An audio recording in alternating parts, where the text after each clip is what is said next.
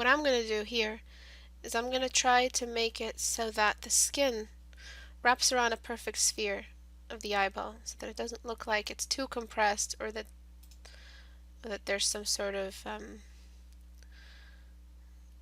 different shape beneath the eyeballs instead of a perfect sphere. It's not a perfect sphere, but it's perfect enough that we need to represent that. Tiny little differences, but when I show you the before and after now, Alfonso, you'll see what I mean with the sphere. So before, it was a bit compressed, more like an vertical oval instead of a circular base shape. Tiny little change. Altogether though, the eyes are a bit large, and I think what you tried to do is shrink the eyes or keep them small by changing the shape of the sphere. Really, you just have to make a smaller sphere. It's not a matter of changing the shape of the eye or making one part smaller or one part. You have to, if you want to shrink a size of a feature on a face, you have to shrink it in uniform. You can't shrink one part of it and leave another part big, because that's going to make it improportionate. And it's a very bad look, especially in a portrait. So what I'm going to try to do, she did have a smile, which is fine for a 14-day challenge, but I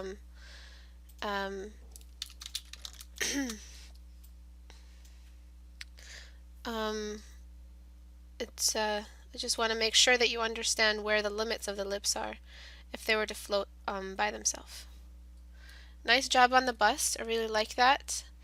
I haven't paid too much attention to the arms, just on the face alone. And what I'm going to do now is zoom out and sort of try to make the skull a little bit more realistically sized. It was a bit large and a bit vertical. And you're at the stage now where I can start challenging your horizontal and vertical symmetry. Horizontal symmetry is when the top half of the face matches and is balanced with the lower half of the face. Before I shrunk the size of the, do you see how large that was? The horizontal symmetry was a bit it was imbalanced because the top half of the head above the nose, well, above the ears here, this line, was way too big. And if you were to look at it rotating the canvas, it would be way too big. And what you have to do is understand that there is an equal distribution, proportionate or anatomy-wise, with the skull, that the jaw doesn't hang too heavy or that the top is too heavy.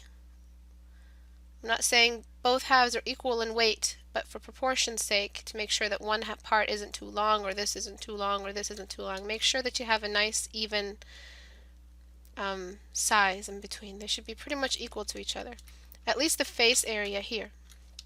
So if you were to do a line, this line here, where basically the forehead ends and the hairline begins, or maybe a bit higher than that, should be pretty much equal to this line here, or this space. This space is always going to be a little bit smaller though, just a little bit, because it's not taking care of the skeleton and all of that stuff. The skull, I mean. It's just a hanging separate piece here for the jaw. It's not as large and it isn't responsible for carrying the brain. This part will be a little bit larger, but not too large as you made it. That was way too large, and it threw off the horizontal symmetry. It kind of looked wrong to people, but it would be in a way where they don't understand what looks so wrong about it. Vertical symmetry is this here, which you had, which is really good. You understand that there is, you understand the quarters of the face, so 1, 2, 3, 4. And you understand that there needs to be an equal balance and features on either side. Everything it comes in twos with the face. So that's the proportion and the symmetry and the balance, which is pretty good. So that's pretty much really all I had to do for your 14-day challenge, balance or liquefy wise. You didn't really have that many proportion mistakes, just the eyes were not spherical as they should have been. They were a bit compressed horizontally. Slight little change, and I push them back into the spherical base shape that is the eyeballs. And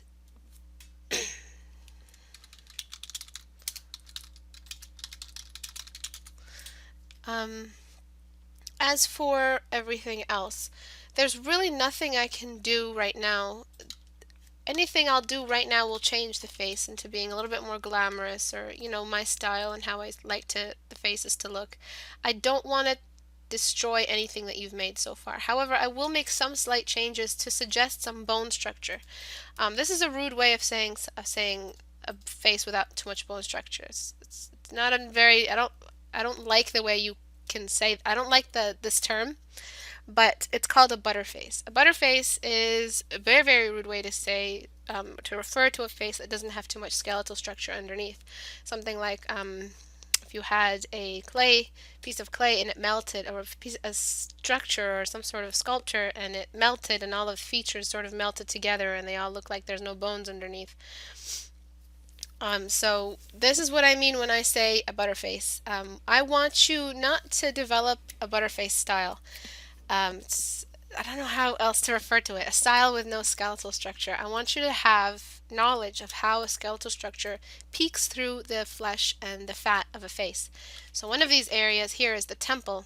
You don't have much of a temple structure here. And what you do to develop that is you push the shadow of the third and fourth, or the outer quarters of the face, up into the skeleton. Just like this.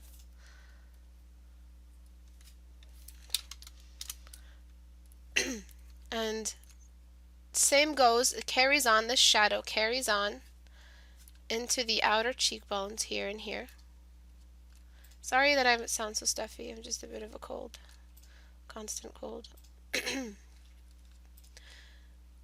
And what we need to do is, through this shadow, this outer shadow that we're establishing, we need to develop some sort of cheekbones. And I'm forcing you to do the cheekbones. The style you have might not have cheekbones in it, or the face that you think is beautiful might not be a perfectly chiseled face, but I want you to practice that, because not everyone likes the perfectly classically beautiful face. Not everyone likes the specific kind of face you might be drawing in your style. Leave that for your personal work. Anything for commission work, give them the basic beautiful shape. Cheekbones, high eyebrow arches, full lips, small nose, and big eyes. Not too big though. So basically you've chosen the very soft version of everything. Even the eyes here are hooded eyes. Hooded eyes are when you have fat above the eye, eyelid, the upper eyelid here. You have some fat here, and I like that. You can work with that to have a classical beauty, but be careful not to make it too soft around the edges everywhere. This face is too soft around the edges, and again, I need you to represent some sort of skeleton underneath the face. One of these areas that can be the skeleton is the eyebrow bone. The eyebrow bone is where the hair grows on. The eyebrow is the hair, the eyebrow bone is the skeleton. And what I need you to do is make it seem like the hair is growing on a more chiseled skeletal brow structure underneath. So basically pushing the arch upward will give you that really, really powerful Russian heavy bones look. I don't know how to describe it. Russian models, you can tell they're Russian because of that very, very signature bone structure. Really, really high cheekbones, really, really high eyebrow arch, and really, really sharp chin. And I'm not asking you to make everything this sharp and this strong, but try to introduce a little bit of structure here.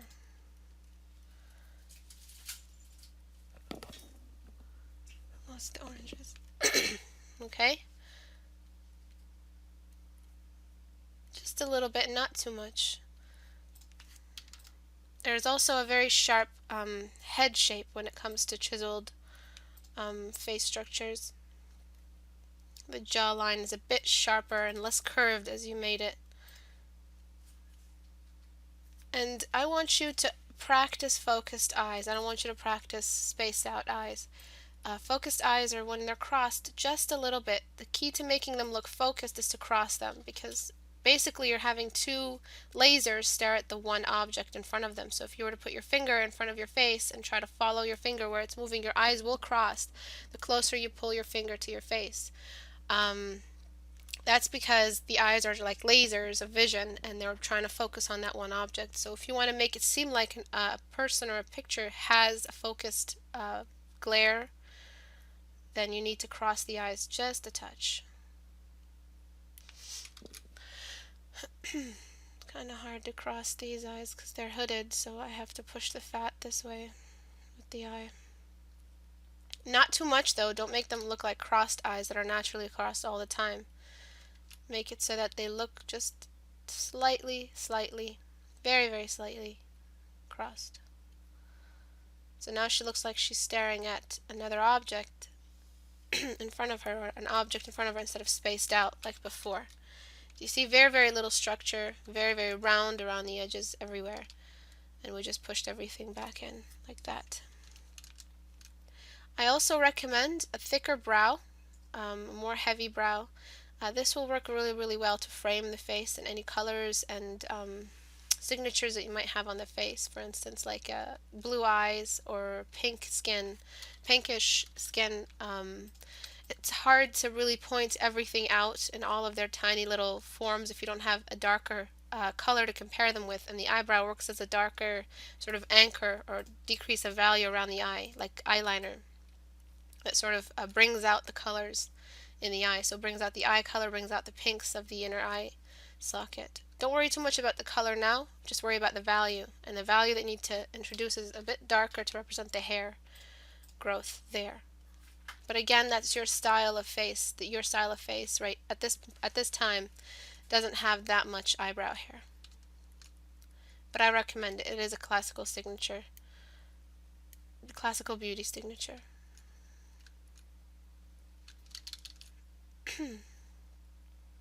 So a tiny bit thicker, not too much, just so it could frame the face nice.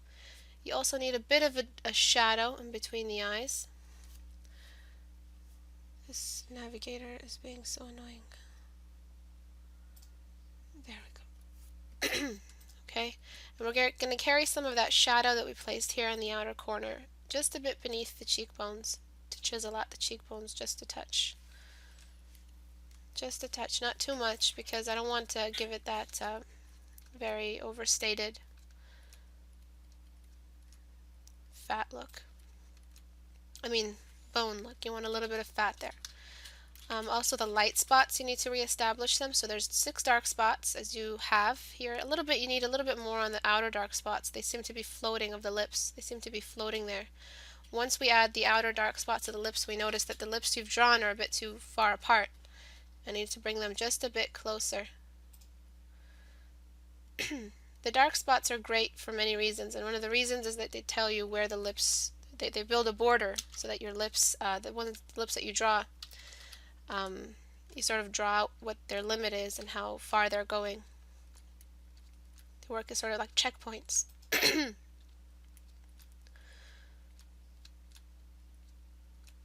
Okay, a little bit lighter shadow, not too sharp. Everything is pretty much soft here. The light source isn't that sharp. You need to have the shadow of the nose a little bit lighter.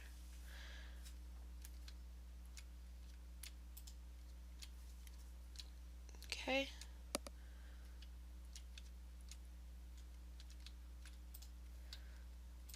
A little bit of structure to the nose. The nose isn't made of bone. It's only at the top here that there is any bone. It's made of cartilage. Cartilage is like the bone version for for a nose and for ears. You want to have a little bit less of a rounded edge to everything and build a little bit more edges and sharp touches to the features.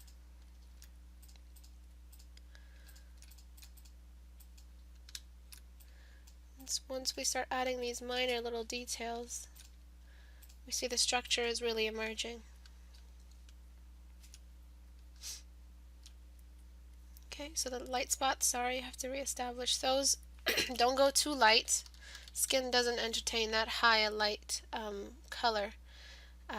It can be reflective if you throw oil on it or water, or if the person has grease or certain areas in the face that have a different solution or a different material than the skin of the face, it will be lighter. It will reach all the way up here sometimes on the highlights, but skin alone, matted and not too oily, something very basic for illustration, doesn't go really, really high in tone. So this is way too high for the skin. Even at that point, it's too high. You don't need much to represent the wrapping of the skin around the features and the muscles.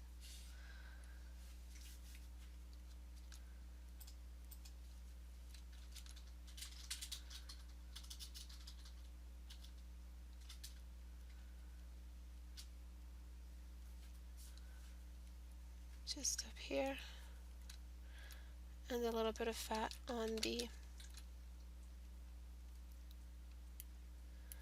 a little bit of light on the fat areas. Excuse me. A little bit of structure for the chin.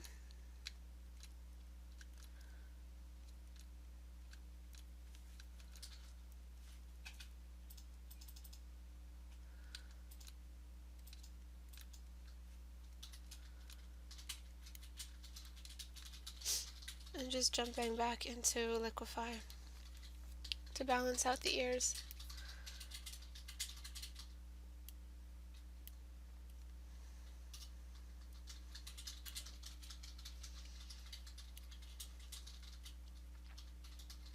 And the jaw. Sorry. Can barely make sound with my voice. I'm just so stuffed. Okay, the way you drew the arms, I'm not sure if this is just the bust. If it's a bust, it's fine. Sort of like classical art bust, whatever. It's fine like this. But if that's how you're drawing arms, they're a bit too tucked in. If you want to draw the arms to be a little bit more relaxed, you have to pull them out just a touch.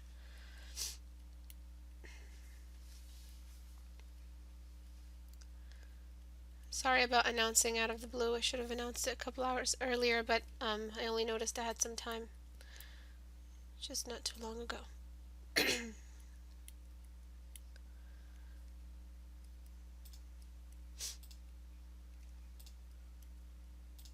I'm going to try to have a bit more of a tightened schedule for the critique sessions. Since the site is almost finished. Well, it was almost finished, and then we had to fix more stuff. So that you guys can sort of depend on that instead of me popping out of nowhere.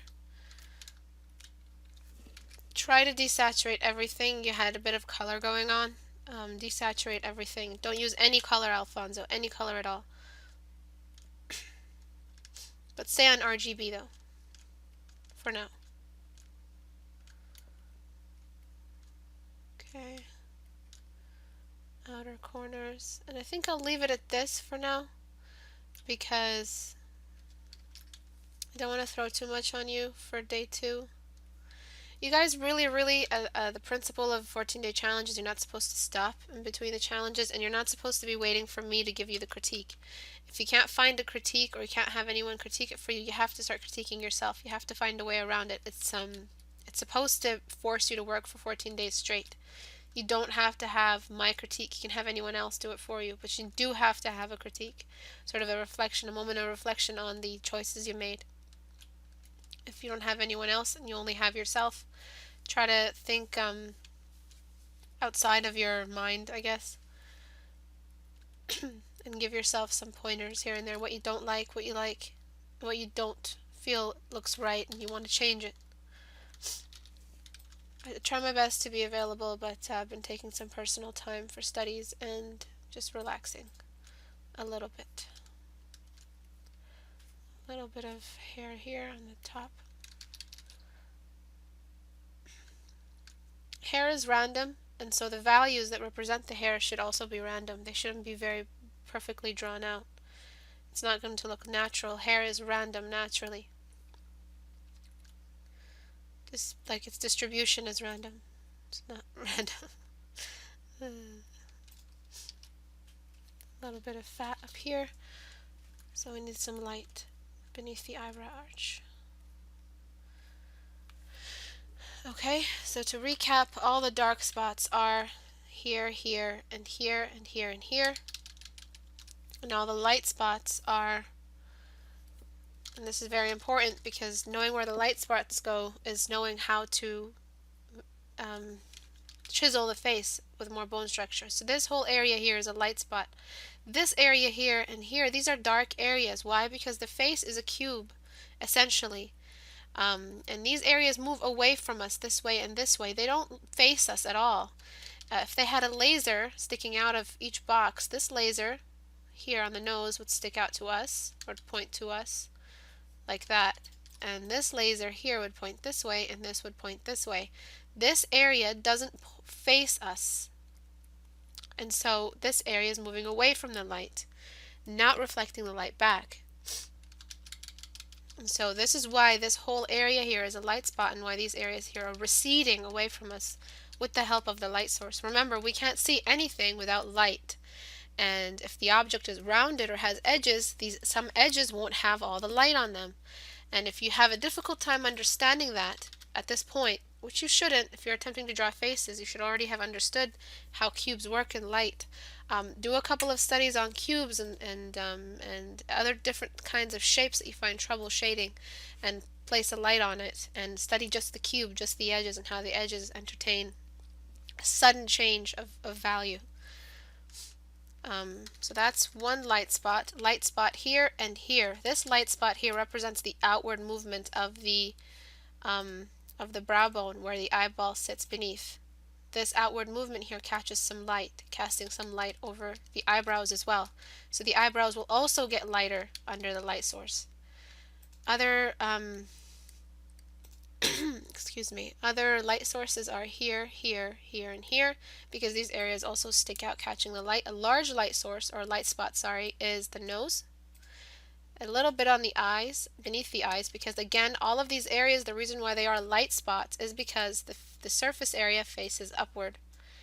It points to the light, and the light points back at it, reflecting the light constantly, having a lot of light in the area. Okay. Chin, a little bit beneath the lips, and one on top of the lip, because the lip again points upward while the bottom lip points downward. The bottom lip, the top lip, sorry, points downward. The top lip should always be a little bit darker than the bottom lip. By the way, welcome everyone. Welcome Alec, Being, Bunky, Foxfire, John, Rindu, Notful, and Yubi. Welcome, guys. Sorry I didn't announce a little bit earlier. A lot of people are gonna message me about that. Okay, I'm not going to worry too much about how you shaded the body, but it is actually very well, so we're very well shaded, so I'm not going to touch on that. Now I need to try to push you a little bit further. Actually, there are some areas that act as highlights, and I don't want you to confuse light spots with highlights, Alfonso. Light spots are actually light because the form, the shape, sticks out or goes in, casting shadows or catching light. Reflective areas, highlights, those are areas that are, because the skin is reflective or wet or oily, a little bit more light will be reflected in areas that it wouldn't normally be. One of these areas is the inner corner of the eye. If you all could just touch your inner corner at this moment, you'll notice that it's a bit wetter than, let's say, your chin. Very, very wet. That's because the eye is very, very moist to keep it working, sort of lubricated, like a joint or a robot joint or a door. If it starts screeching, that means you need to put some oil on it. Okay, so the point I'm trying to make here is that don't confuse, once you start working, don't confuse highlights with light spots. Highlights are there because the skin is wet or very reflected. So one of these areas is the inner corner and the lid. The lips have highlights. The lips are also wet. They also constantly need to be wet to function, just like the eyes. Function reveals a lot about what we're trying to understand. If you think about how something works, then you will draw it better. One of these other highlights, very, very small though, is the area directly above the lip. It's also a bit wet. This is because the nose is constantly breathing hot air outward, and so the upper area of the lip is just a bit more moist because of the heat accumulation there. Tiny little choices to make, and some of you might think these are a bit tedious or excessive details, and some of you might even just completely ignore them. But it's these tiny little details that take you from intermediate to advanced. It's these tiny observations, and the more you progress and the more you learn, it's going to be harder and harder for you to improve. Why? Because you've already learned the bulk of the knowledge. The rest of the knowledge is hidden, and it's in areas where that take a lot of observation to discover. So that's something that you're going to have a little bit of trouble with later on, finding those tiny little changes to your work that could take you to the next level.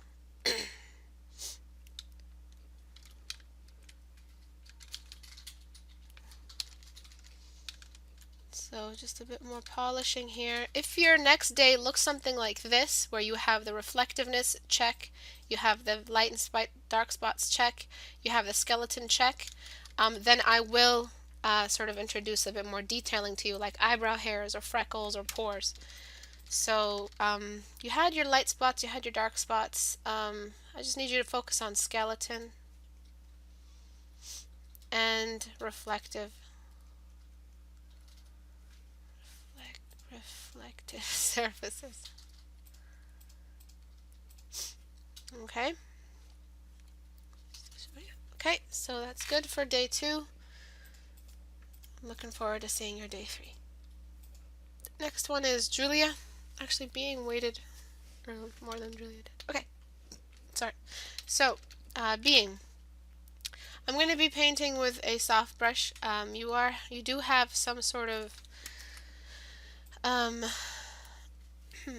let me change it to RGB. RGB grayscale is a bit more wide than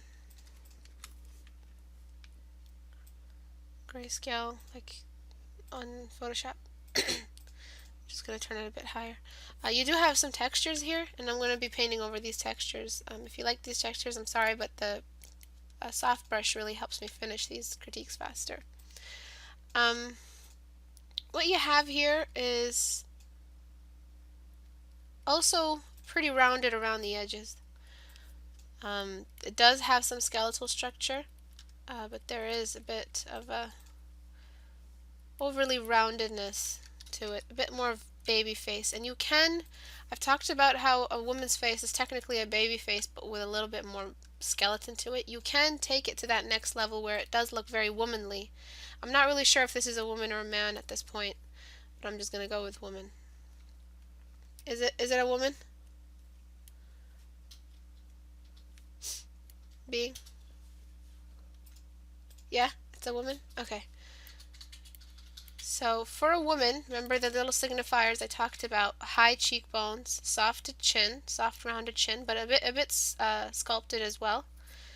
High eyebrow bones, and it's not the eyes aren't as large as a baby's eyes. It does have a bit of a baby face, and what you want to do is give it a bit more maturity than that. A bit more regal, I guess. Okay, so how we do that, we first establish the skeleton, the general skeleton. We need to find the edges of the jaw. Here and here. As you might have noticed, the difference between faces is nearly mostly, in the fat. Fat, okay? There is bone, and the skeletons, if you look at a bunch of skeletons, don't they all just look extremely similar? There are tiny little differences, but you wouldn't notice them unless you have a trained eye or like you work with medicine or something like that. As artists, we just try to stick to the general version of stuff and get that taken care of. So what I'm trying to tell you here is that if you were to look at this skeleton of this face, it would look like any other skeleton. Where, however, are the areas that make this face different? It's the fat and how that fat is distributed. And in these areas, the way you've distributed the fat is you've placed a lot of fat in the cheekbones. In the cheeks here. You place a lot of fat above, just like in Alfonso's. And that's the point, I guess, of today's critique. Every critique sort of has a theme. And today's theme, I guess, is skeleton. Because a lot of you seem to be confusing what roles the skeleton plays and what roles the fat plays. The skeleton protrudes past the fat. The way the skeleton is formed protrudes past the fat, having such large cheekbones because the skeleton itself has large cheekbones. And I want you to know which features are credited to the skeleton and which features are credited to the fat. Don't confuse the two, okay, being? One of these features here that should be credited to the skeleton you've confused with the fat, especially here, because even the third and fourth quarters, or the third quarters, or the last two outer quarters, have been sort of not painted in with that same gray receding shade that I showed you in Alfonso's. So this area here, female cheekbones are a bit higher, traditionally, classically, beautifully, I guess.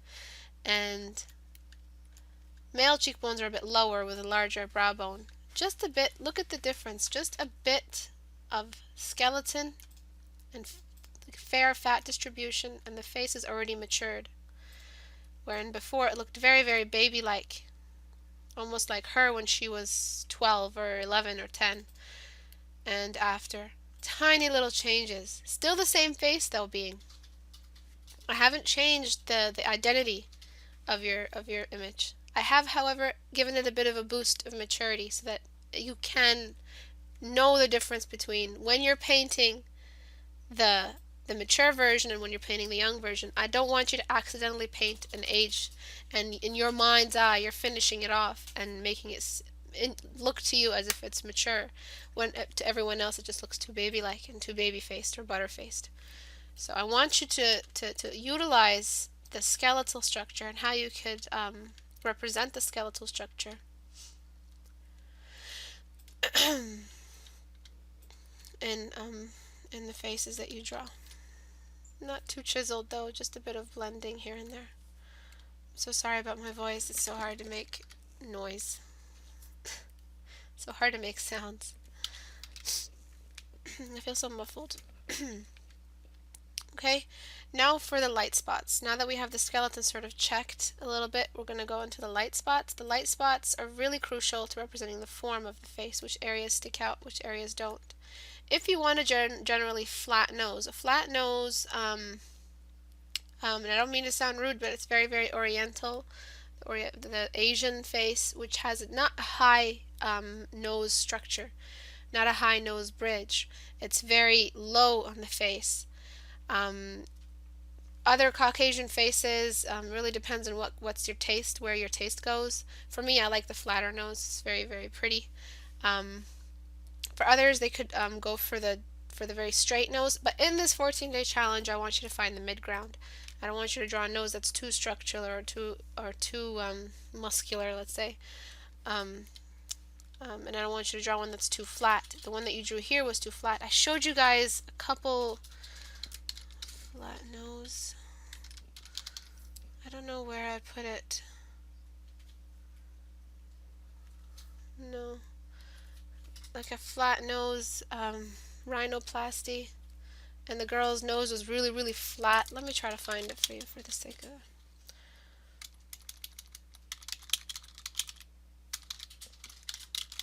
She looked really, really cute, almost cartoony.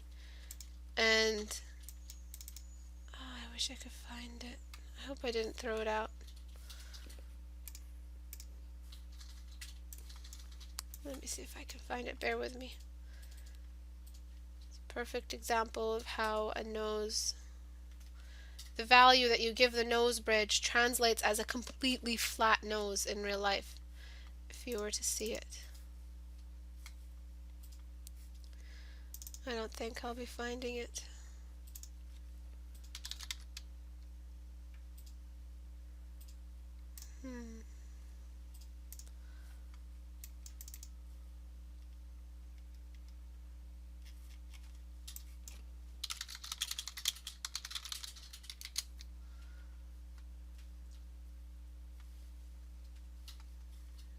Bear with me.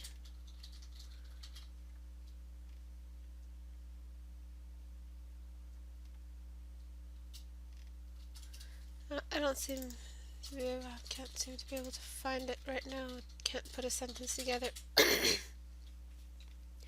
But technically, it was a perfect real life example of how a nose can look very, very flat in real life if you give it that low a value as you gave it before, where there was no light spot on the nose. The light spots that I'm giving you aren't key shortcuts to, they are shortcuts, but they're not, they shouldn't be taken lightly.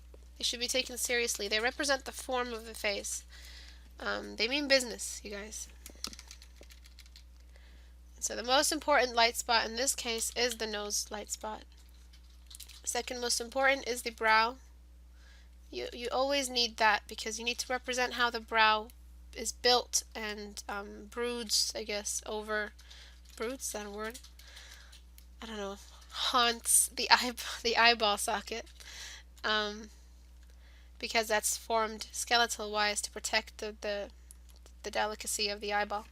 Function. Remember, function teaches you how to draw it better or understand it, so not to forget it. Okay. A little bit of light beneath the nose. Have you being watched the nose video?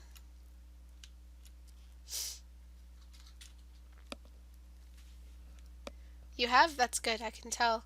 You've placed the nice right amount of fat for the nostrils, or structure for the nostrils. You haven't formed everything together to represent what might be a nose, but instead you've actually represented all the functions of a nose. So the nostril, the little bump here, which we refer to as the I shouldn't have done that. I really shouldn't have. Be careful when you add shadows. And I saw this in Alfonso's. Be careful not to paint the Hitler mustache. The Hitler mustache is when you paint the shadow too stated and too dark and too sharp. It should be a little bit softer, a little bit more distributed, and less dark. Just a tiny little touch. And when you are painting it, use the light spot, the next light spot of the lips here, the milk mustache, to define the shadow of the nose for you. Don't depend on a dark value to do it. Just work on the light spots and allow them to sculpt your face. The face, not your face, because that's kind of weird. As you paint, your face changes. Okay, gonna reestablish the light spots and dark spots on the nose and the light spot on the lips, reflecting back upward. Good job on keeping the upper lip dark. You know how to draw a face, but again, I want you to choose those tiny little, make those tiny little choices that take you from intermediate or beginner to intermediate or intermediate to advanced. I don't like those terms, I really don't, but it's just, I guess they're working for me. Also, this whole, have you watched the How to Paint Eyes video? Or do you feel like you know how to paint eyes and you have decided not to watch it? The point of that video isn't to learn how to draw eyes like me. It's to learn the function of the eyes. A lot of people feel like, oh, well, I know how to draw an eye. It's the best thing that I can draw. Actually, it's the only thing I can draw. I don't like that mentality, thinking that there is no more space for improvement. I'm not saying you have it being, I just want to comment on it. The point of the How to Paint Eyes video, which I take as the most important video of all the feature videos I've made, is that it really focuses on the function of the eye. What is an eye? It's a ball with a couple of lids on it that open and close to keep the eye protected. It's got a couple of lashes to sense any movement near the eye, so the eyelids can close and protect the eye. It's got big eyebrows that help it and shade it from the sun, etc., etc., etc. These are all functions I want you to entertain. Once you remember these functions, again, it will reflect in your drawing. Your drawing will have these functions in them. So the eyes that you drew here have a touch of anime. You might not know that, you might not like that or like to hear that, but they do have a touch of anime. What I'm seeing here is the signature anime inside of the eye, then the upper side, I guess, whatever you can call it, and then the lower side. You have added a couple of shades. You have added a sort of functioning iris, and you've shaded around it here and there to give it that look, and then you've come up with that. Kind of looks very similar. This is not a functioning eye. Everything else here you've painted to function very, very well. And this could be your style, but again, I want to push you. I want to push you from where you are to a little bit further. You can choose to step back, but again, you can only break the rules once you know them. And I want you to start to rewatch it or start doing some eye studies. Eyes are balls of whatever they're made of, and they have lids on top of that, okay? These signature strokes here that you've shown me don't represent that spherical underlying shape of the eyes, the function, the fact that like a socket. They can move in any direction and look around. They're very versatile. They have no edges that can stop their movement. Over here it looks like the eyeball is squared with edges that can only stare forward. An eyeball is circular and it can change and has all kinds of angles. It can't turn inside because we're not possessed. But it can look in many directions, and it feeds back the information to your brain so that you have versatility of motion. Okay, that's good, being. I like that. Okay, so I want to see a more circular look to the eye, so I'm just going to do that now.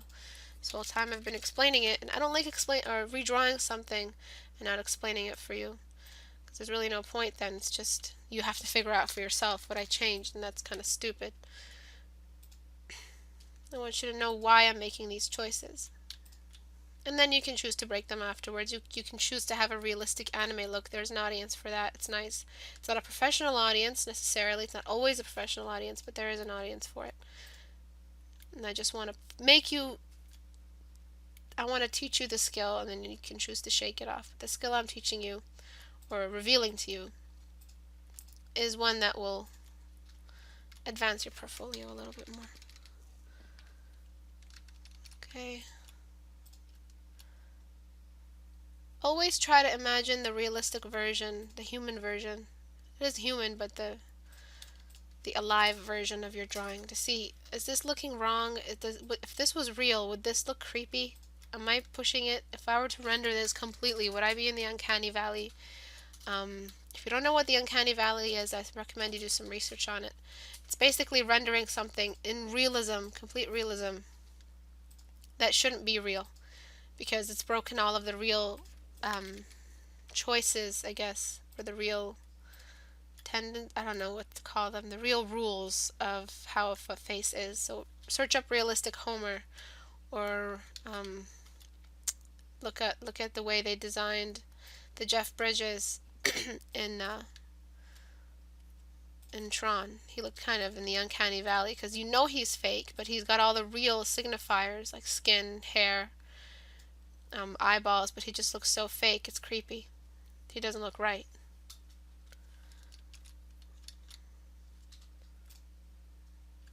Always try to imagine the real version of what it is you're drawing. I don't have all the time to render this for you completely. But for next time, please, plan the circle, plan the lids. Make sure that the base of the circle here, that's where the next lid is. The reason why we have lids is because our sockets here and here, because you still have a socket, and you think, sometimes you guys think that the socket is only at the top, and then at the bottom, for some reason, there's like muscle or fat. No, it's still there. There's still a big skeletal hole. And the reason why we have lines here that represent the lids is because of that initial circle. So once you have that circle, you've basically taken care of all the difficulties. You know where your limits are. You know where the lids are going to be. You know where your eyeball should be. And then you shade around that. Add a little bit of rule breaking here and there later on, and then you'll develop it. But you have to understand the principles and the fundamentals.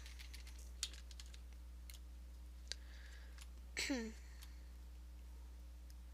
if you don't want to draw a realistic face, or you don't want to do the fundamentals and principles, you think they're just a bunch of crap and you don't need them, then your drawing is going to suffer.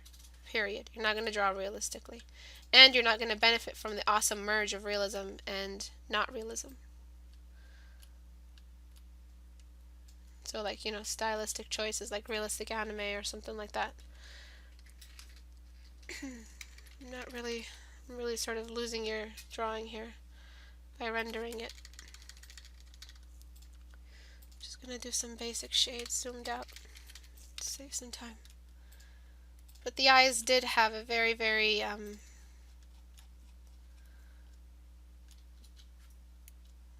fake function, or fake look. Excuse me.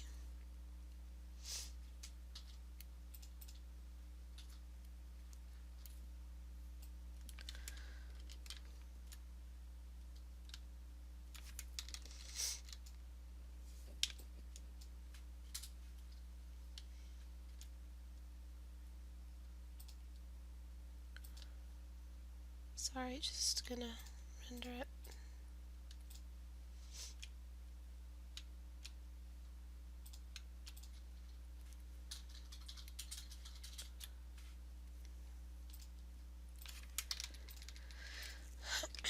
So I'm not going to talk about reflective surfaces for you. You've already heard them on Alfonso's critique. You can choose to work with them, but I don't feel like you're ready yet to meditate on what's reflective and what's not. Just focus on the light spots and dark spots. And for the next critique, 14-day submission, I want to see better understanding of eye structure. You have the nose down perfectly. It's just the way you drew the eyes. It was a bit cartoony, as you might tell before. Also, you were a bit dark. Go a little bit lighter. Skin, if you painted this into real skin, the complexion would be very, very dark and very, very muddy. And it's going to confuse you. The lighter you go, not too light, more medium, let's say your tones are, the easier it will be to switch into color. And after, a little bit more mature, a little bit more, less baby-faced, before very, very baby-faced. A little bit lighter, and of course more beautiful, as is the tradition. Because high cheekbones, larger lips, smaller nose, bigger eyes, and high cheekbones. Did I say high cheekbones? Yeah, I did. Or high brow bones. High brow bones, yeah. Next up is Julia's. Very, very well done. I do not like, though, Julia, your use of the dark background. It should be light. It shouldn't be dark. It really, really really distracts me in the critique, as well as throws off your values. You're dark in areas where you shouldn't be. Basically, you've made the background one big dark spot, which is throwing off your necessary dark spots. And that's not good.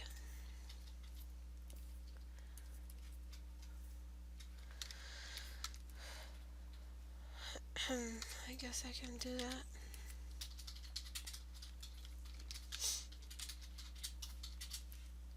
Once you have the background at a medium tone,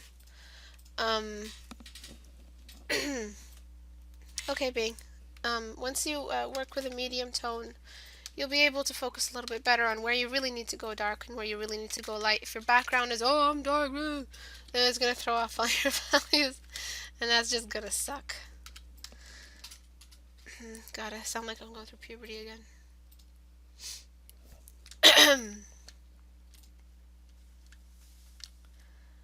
And I don't want that to happen, bro. You'll probably think I'm so weird. So weird.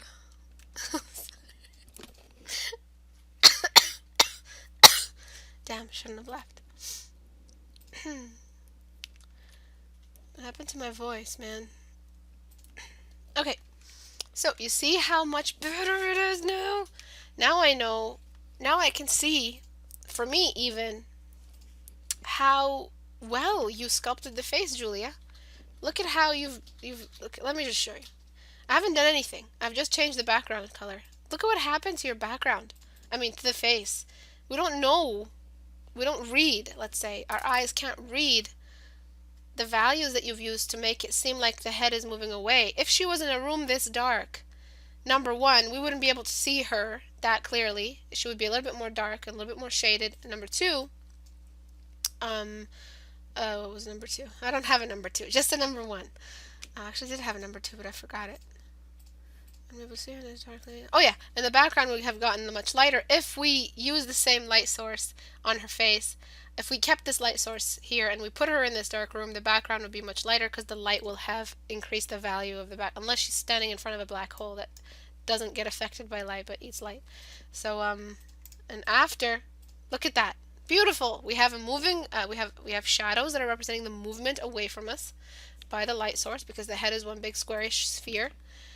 And we have a nice framing going on. We see all the dark spots and all the light spots. At this point, I realize, as the critiquer, that, as the critic, that I don't need to change much about this face, actually. You just need a little bit more blending, a little bit more unification between the features here. So the eyebrows shouldn't be floating all by themselves like this. A lot of you like to paint eyebrows like this. You have a beautiful halo of light in front around the eyebrow. Yes, this is the eyebrow. I drew this eyebrow. Me. Haha.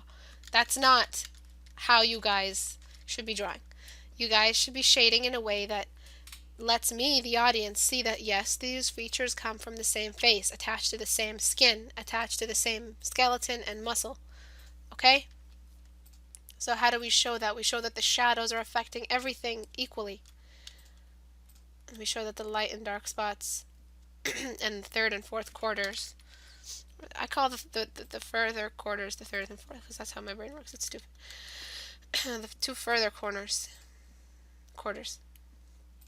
One big problem though, Julia, is that you've made the cheekbones move all the way back here. It's like they're implants. Let me show you what cheekbone implants look like, and you'll never do them again.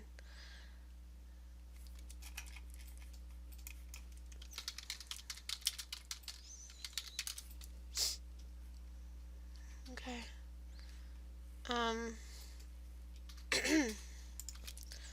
Ugly. Okay. Let me show you what happens when you do a really, really bad job with cheekbone implants. Let's look at this person here. God, that's scary. I can't look at that. Okay. Over here. Do you see how the cheekbones, instead of being beneath the skin or working as fat and muscle and skeleton, they sort of gained their own jurisdiction over the face. Once you start noticing this little groove beneath the eyebrows, if the cheekbones protrude and start all the way back where the eyebrows are unnaturally, then that's when they start looking fake, because they're not emerging from the skeleton gradually. Nature gradually introduces contours. It doesn't just pop out of nowhere and introduce them on the face, I mean. Let me show you, actually I just saw an image of it. Let me show you what naturally large cheekbones look like. This image here. Do you see how her cheekbones are starting from the head, from the skeleton? They don't suddenly begin here. They finish off at the temple and they move down. I don't know if she's had cheekbone implants, but for me it looks pretty natural. The way you've done it is that you've given them a value, a shade all the way back here, and you've made it seem like the bump, like let me outline it in light for you, the bump starts all the way back here. It shouldn't start like that. What happens is that the two further quarters take over, and the cheekbones gradually emerge from the skeleton. However high they will be, they will gradually emerge. Sorry. And if you want to define them more, Julia, don't depend on the darks. Depend on your secondary light source. Your secondary light source will help reveal more of the cheekbones this way.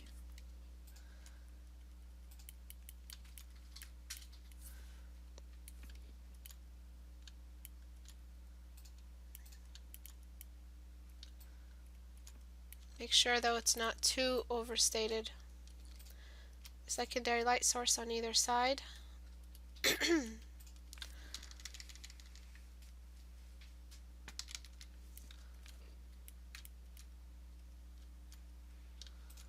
We'll start to reveal the chiseled nature of the face that you've painted. My paintbrush is starting to snap. I mean my pencil, I don't know why my tablet does that. Stupid drivers. But do you see now we're not depending on the dark line that you drew earlier that looked like this. We're depending on the contours, the mountains and valleys on the face and how they cast shadows on each other.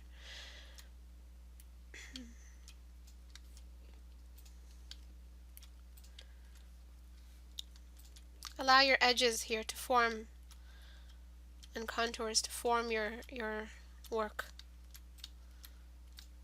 Don't outline. You were outlining. That's not good. Sit in the corner. Why do I say I'm joking? I'm not even joking. I am.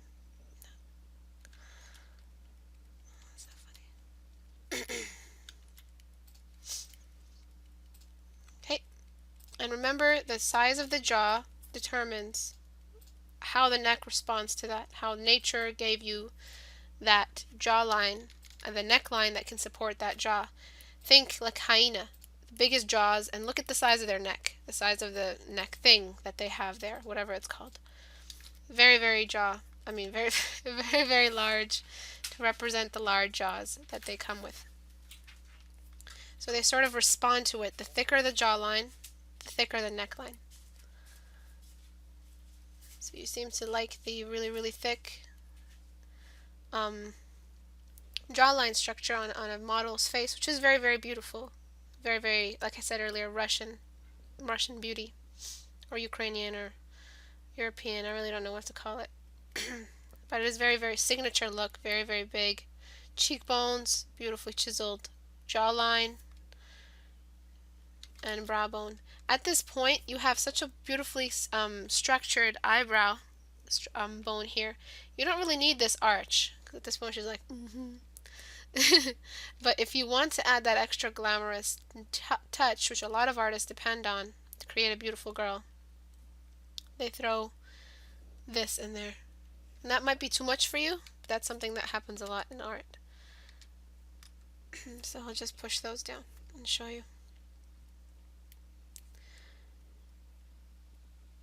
I really like the way you kept them before, but make sure that they too, like the cheekbones, don't have their own outline. Don't outline features at all. Sorry, what the heck am I doing? So before, for the jaw, and after. We're using the secondary light source to form the jaw for us, or the cheekbone, sorry. Gonna round out the jaw.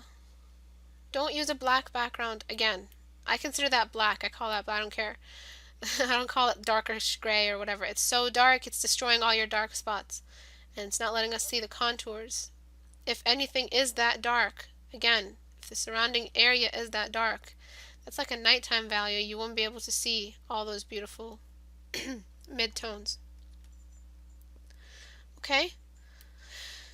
So slight before and after. The chin was a bit short. It does happen like this in real life, but for the sake of horizontal symmetry, I would just push it out a little further. You can, if you want, push it back in. Just let me show you after we darkened how beautiful your drawing was before even I just started ruining it. So before, after. Okay? Don't ever paint with that dark shade again. And don't outline the cheekbones like you did. Use the shades and values to do it for you. So this is good. What you need to focus on is don't outline. And I forgot the E. No black BGs. Okay, save. And now for this one. Just as much as you can't have a black background, you can't have a white background. It will destroy, it will like rape your values. It will rape them. Especially for a study or a challenge.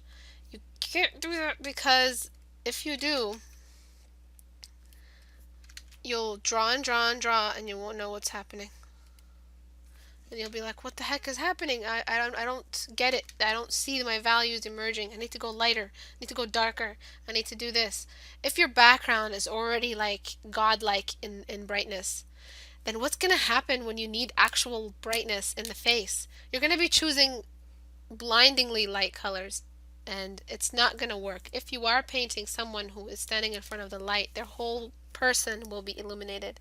There won't be any space for shadows to extend and so deep and so long that they become dark spots. Everything will be so illuminated like this. You wouldn't be able to see them. You wouldn't even be able to see them because if a person was standing in front of a light source this strong, they would be one big silhouette. It would be one big shadow because the light is right behind them.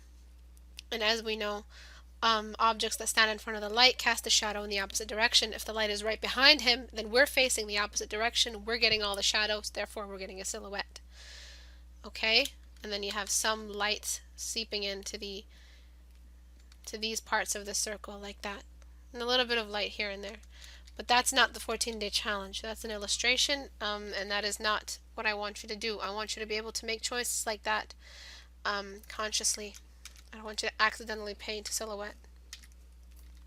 So next theme of the day is, please, for God's sake, don't paint with a dark tone or a light background or a dark background. What I'm going to do next is decrease this guy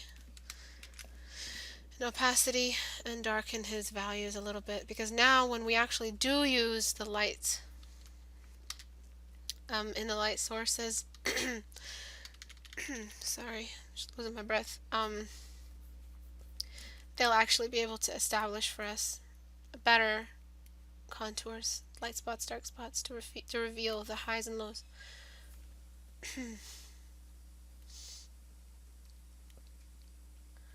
I'm so asthmatic. I'm such a nerd. So this looks like a boy. I'm going to treat it as a boy. I don't know whose this is, because you need to send me your images with your names. If you don't send me images with your names, then I won't be able to send them back to you or know who you are or refer to you by your name.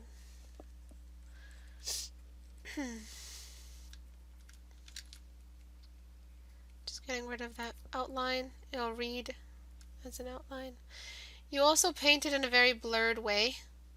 You need to really render a little bit better.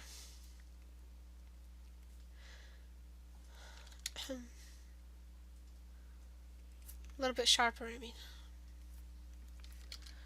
Okay, so what I mean is you need better outlines here.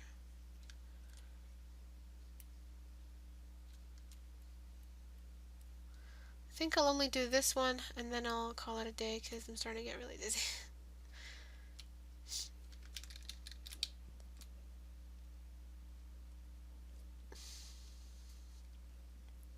I recommend you look at the How to Draw Eyes video. I can't really go and spend an hour here explaining why I'm changing these eyes as I am. You have your dark spots, you have a good structure on the nose, really good structure. I need a little bit more structure, less blurry. You're a bit scared, you're a bit hesitant with what you're doing. You have a good structure going on in the face, and once we add these sharp tones for the light spots, you're going to notice that, that the face starts to come together a little bit better. You have the instinct for a beautiful face, you do. But you just need to understand how to render these and deliver the right amount of detail and contours. All of these words probably don't sound like anything to you, like contours, what's a contour, what's this, what's that. You'll pick these up as you go. Contours basically is the hills and valleys of the face, where the shadows are, where the mountains are, and stuff like that. And contours, what was the other word? And values is like the level of gray that you have.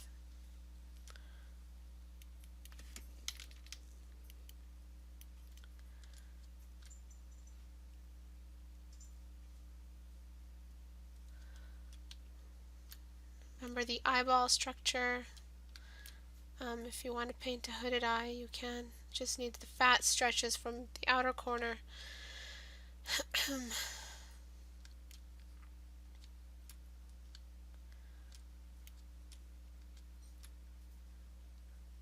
Don't die on us. What if I did die? What would you guys do? No more critiques. What are we gonna do?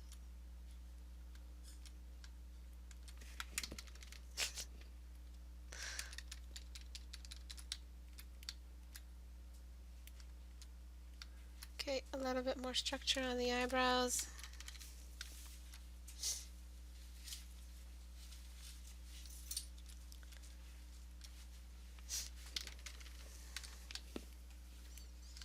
Damn brush.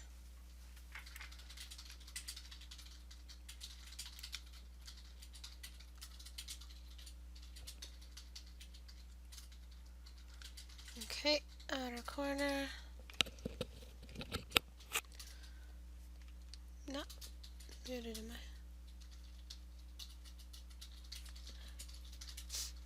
I? By the way, guys, once you complete your challenge, it will be posted on the site, in the showcase, where others will be able to see and where you can show off.